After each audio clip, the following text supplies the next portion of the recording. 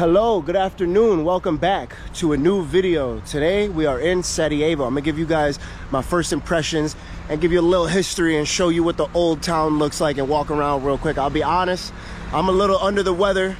The weather is a little under the weather and I'm just not feeling so good. But you know, we had to get a video in today. I wanted to bring you guys something special and show you something special. So right now, I'm gonna flip the camera around and explain a little bit of what we got going on right here. Now, to some people, this is just a regular bridge. To others, they know what I'm about to say and what's going on. This bridge right here is a very, very special bridge. It's known as the Romeo and Juliet Bridge. And that's because actually here, if you can put yourself back in time a couple years, we're talking 30 plus years ago, 1993, May 18th to be exact. Two people here, a very, very famous story that happened right here. There's a documentary about it. It's called The Romeo and Juliet of Sarajevo. So the girl's name is Amira Ismic and the guy is Bosko Brkic. He was an Eastern Orthodox Serb and she was a Muslim. Back in those times, it really wasn't very common or allowed for two people from different religions to date. So this bridge is special, has significant history, and I'll tell you why. They were trying to escape the city from the siege, from the civil war that was going on. Serbs up here shelling down on the city, raining down on the city. And as we could see right here, this building right here took some shelling, heavy shelling, which you'll find all around the city. And so this bridge right here is significant because this is the bridge that they actually used to escape the city. And as they were crossing the bridge, Bosko Brkic was actually the first one that was picked off by a sniper. And he laid here on the ground, fatally wounded, which he ended up passing away. And his wife, or his girlfriend at the time, Amira Ismic, she also was shot, but she was alive. And actually what she did next is the reason why this is called the Romeo and Juliet of Sarajevo. She laid right here on the floor next to him with her arm around him, and they both passed away together in this area. And as a matter of fact, their bodies laid there for 8 days. 8 days as the battles continued until I believe it was the Serbian army came in and they collected their bodies, took them outside of the city, and they buried them outside of the city. So this bridge right here is actually super significant in the history of the battle during the, I think it was 92 to 95, but specifically this was May 18th, 1993. So if you could just imagine back then what was going on over here, that's why I'm showing you guys this building over here. We'll cross the street and I just want to show you the damage and destruction, you know, that was caused throughout the city. And you'll find buildings like this all up and down through the west side. And to me, it's very interesting. I'm not sure about how these people feel about it. As we can see, these buildings over here are built structurally sound. You know, concrete all through here, of course, rebar.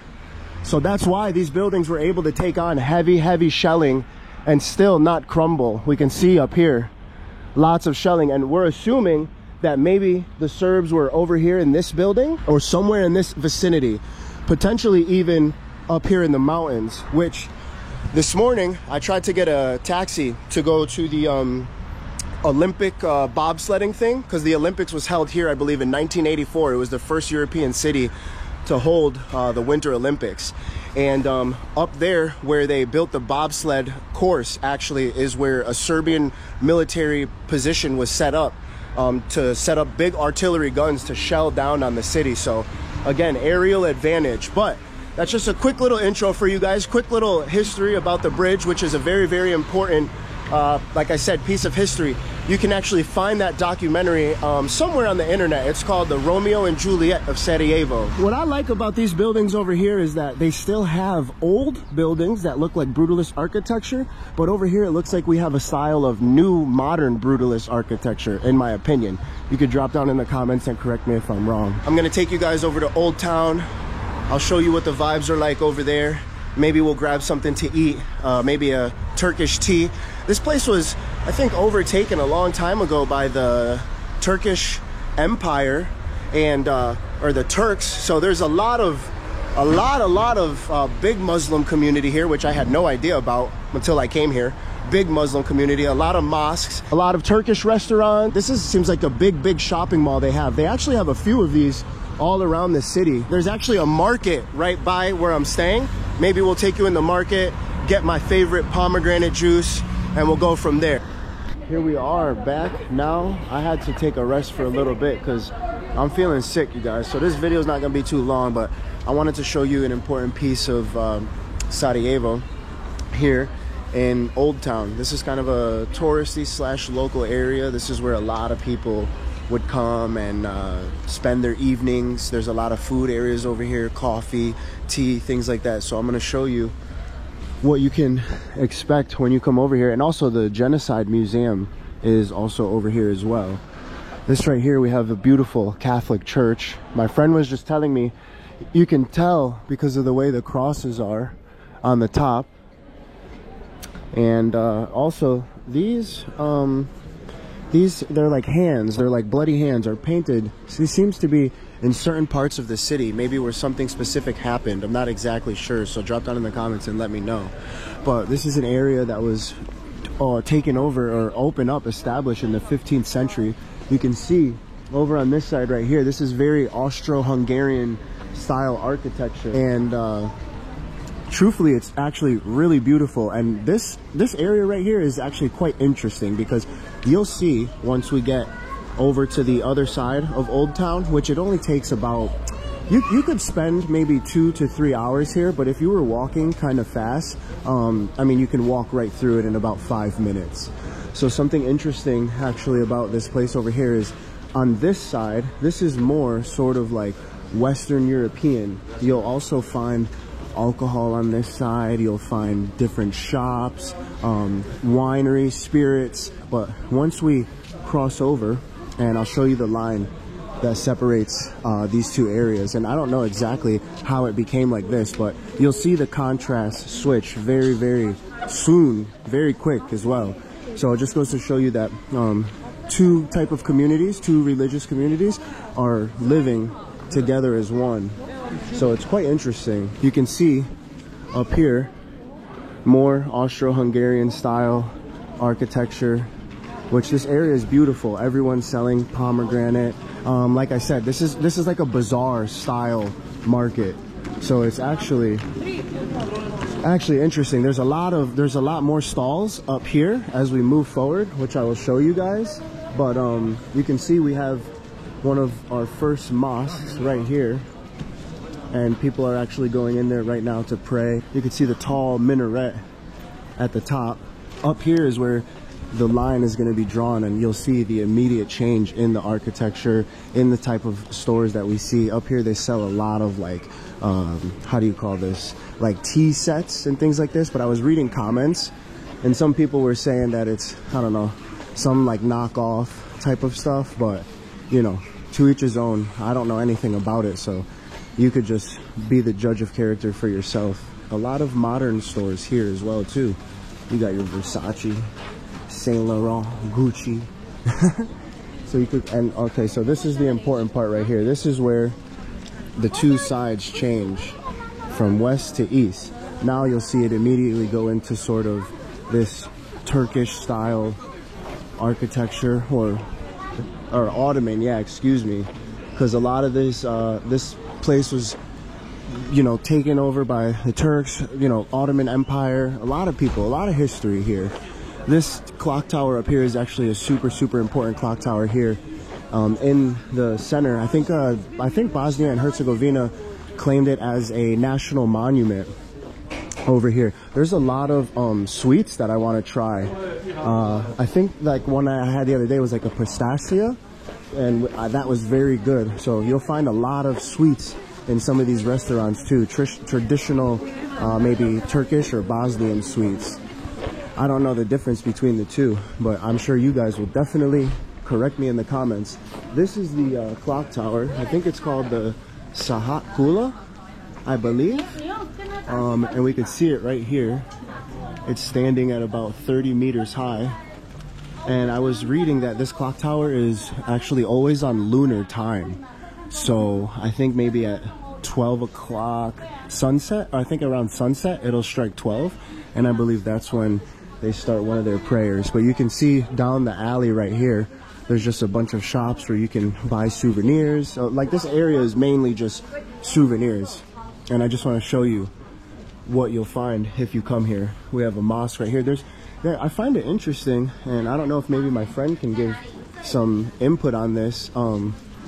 In this area right here, do you know why there's like so many mosques in one area? Maybe do different people, you know? No, I think it's the same kind of Islam. It's like just because this was the city center in the past, yeah? Yeah. And then the new one got built in the Austro-Hungarian Empire. So this was actually the middle point of the city. Yeah, so where everybody comes, where the markets are, the bazaar, you know? Yeah. Maybe can we walk in here real quick? Yeah, we can go. Okay, so maybe we can walk in here. I'll show you guys the beauty. Wow, that is nice. Oh, and you can see it seems like we have like Arabic writing up here of some sort. It definitely means something. So this is the mosque that we're at. Gives you a little bit of history. And I think you guys correct me down in the comments. I think people usually wash their hands right here. Yeah, they call it wuduk. Wuduk? Yeah. It's like you wash your hands, your feet, and your face before you pray. Ah, okay, yeah. So that's kind of similar to when I went to India and I went into the Sikh temple. I had to wash my feet and I had to wash my hands before I walked into the temple. So I don't think we're going to be walking in here because I don't know if it's forbidden to record the women, but I don't want to invade their privacy. But this place is truly amazing. The way they built this back in the day is just, you know, crazy. You guys know how I am about architecture and history. They have so many sweets in the windows. Have you tried any of these sweets yet? No. Traditional? No, I haven't either. Yeah, this is there's some kind of very big Turkish influence in the sweets, yeah. Oh, yo, and you guys, that was one thing that I feel so ignorant about. I was like, why are there so many Turkish people here? But the people aren't Turkish. They just... Yeah, they're Slavs. Yeah, they're Slavs. So sorry about that. I felt super ignorant when I said that comment. But my friend corrected me. This guy's got a wealth of knowledge, yo. So thank you. These are some of the sweets, some of the pastries that they have. It looks pretty good.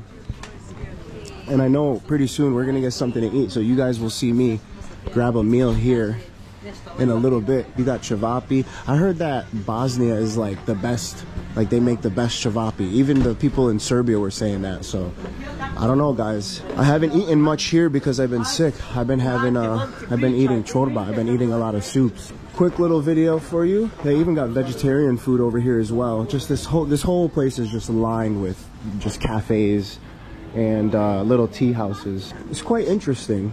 Of course, you can see we have another mosque over here, and I'm gonna take you guys up here because there's this tower thing of some sort, and I don't know the exact importance of it.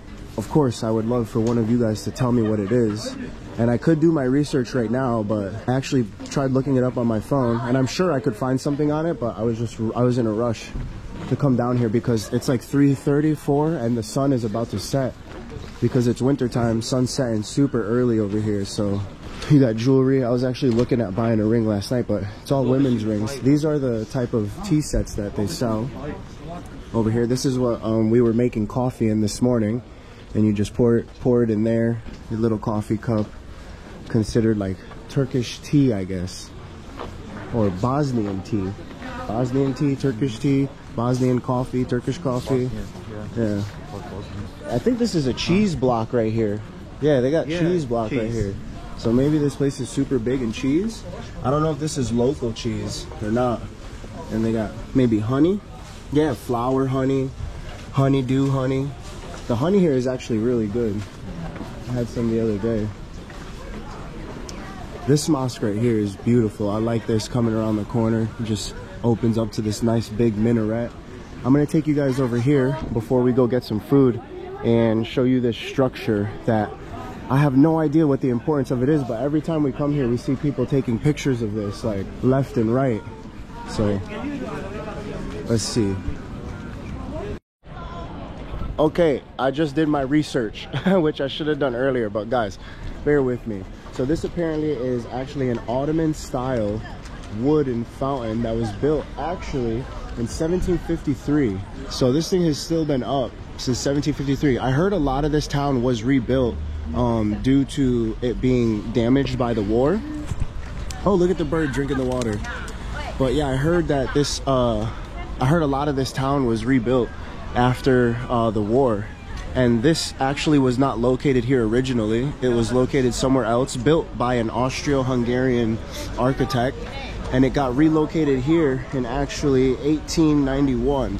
And the people say, the myth is that if you drink water from the fountain, that you'll return to Sarajevo. So that's maybe why all these birds are returning, because they just keep drinking the water. Oh, look at this. But yeah, this is what we're looking at right here. So built in the late 1700s, relocated over here. What a massive structure. Truly impressive though. The detail in the work in the wood up top is just amazing. So this is like the main thing here. I see everyone just taking pictures of this. Everyone's standing in front of it taking pictures. So I guess if you come to Sarajevo, this is something that you guys should definitely come and visit, which you will see if you're walking through the old town. You can see the sun is already starting to set. It's already getting dark out. The same as any old town anywhere else you go. I was told actually by my friend, he was up on the mountain the other day, and he said he looked down here and a lot of these buildings had the smoke coming out. And he said maybe his theory was, which you guys can correct me, his theory was that maybe it's because these people are making burek in there, and the traditional way, I guess, to make burek is to throw the wood in the fire and it heat up on the pan. So that's probably why all these chimneys are just smoked out. We got people going in to pray. I wonder what makes them pray in different mosques. Like I wonder why some people go to this mosque, some people go to the other mosque. I'm actually curious about that. As we're walking down, of course, everywhere you're gonna find pomegranate. I had to get one. Just can't get nothing like this back home, guys. Starting to come down a little hard too with the rain. This is what you guys can expect when you come here. A bottle for 10, a cup for 5. Pomegranates are everywhere here in Bosnia, so very good. If you're here, make sure you get you one. And you just seen them squeeze it out, all natural, everything all natural. We just walked by this. I kind of had no idea this bridge was here. I should have done a little bit more research, but this is crazy. This is called the Latin Bridge. This was constructed in the 1500s, but it's literally most famous known for why the start of World War II happened. You guys know why? This is where the Archduke of the Austro-Hungarian Empire, Franz Ferdinand, was actually assassinated on this bridge. So that's crazy to think that, you know, I'm in such a place where it's so much history, where World War I started. And I think people put locks all the way around here. I'm not sure why. It's not a good look, but this is crazy. So much history here. And now I think this is actually declared a national monument as well.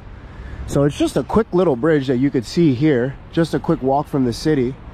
But wow, guys, think about it. Every corner we turn around here in Europe or Bosnia, Serbia, wherever we are, there's so much history. I'll give you guys one last look at this. Truly amazing. Look at it from the side. Built in the early 1500s. Their level of ingenuity was just truly so impressive. Okay, here we are with the chorba. You know how it is. I'm gonna dip my bread in here.